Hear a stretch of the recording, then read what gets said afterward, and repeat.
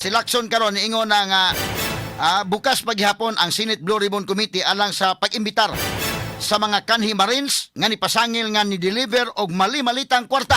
Straight to the point. Araw man lagi na nganong magpalangan-langan man si Lacson. Ano di man pwede. Straight to the Nadalig point. pagtagad ng butaga mahigala, no?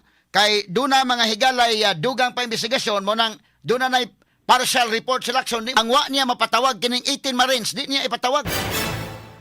Unya karon mahigala ang gobyerno, di mapatawag. Wa na gud ang kisa pa may mo imbestigar, asa pa mamudagan ang katawhan. Asa pa man ta makakita og tinaro nga panggobyerno og duna kay reklamo wa naman kay kadtuan. Straight to the point. Wala na ICI. So wa na. Practically na wa na ang investigation sa flood control.